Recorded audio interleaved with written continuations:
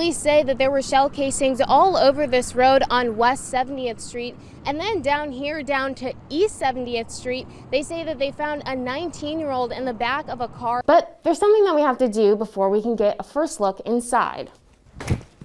Okay. Now we're ready. They'll be handing out 300 of these. This is a drug deactivation system. Actually, you guys are giving me quite the workout. Almost all of Louisiana is in the red here with the exception of Claiborne Parish. And while it doesn't look that busy right now, earlier today this place had more people in it than I've seen in a really long time.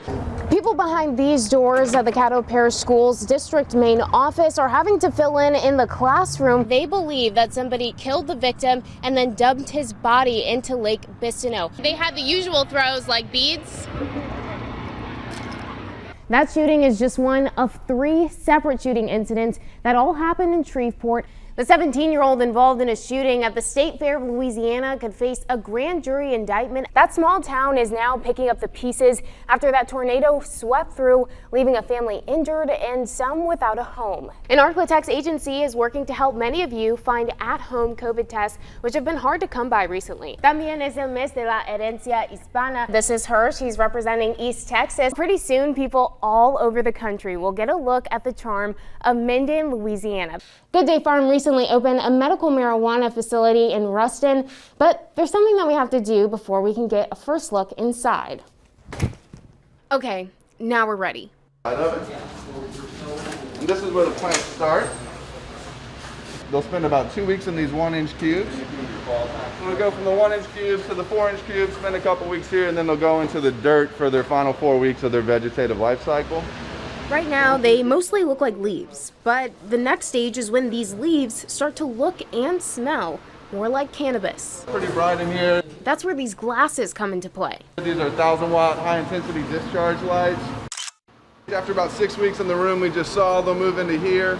Fast forward about 9 weeks. They're ready to harvest. As those plants come in, they'll go into one of our dryer rooms. Once they're dry, these guys will buck those nugs off of the stem. Right now, the company is using about 65,000 of its 225,000 square foot facility. What we're doing now is we're going to be breaking ground on phase 2, which is another 20,000 square feet of canopy. In other words, the company plans to grow and grow and grow. When Dr. Krista Queen buzzes in every morning, she preps for a long day of reading results, as she says, like a book. We're reading each and every single letter, and we're looking for changes. Changes to the original virus, which sends a red flag to the sequencing team. That indicates that it's Omicron, and then we'll notify the Louisiana Department of Health. Now that that variant has been identified in Louisiana, Dr. Queen and her team are closely watching each positive sample that comes through the lab.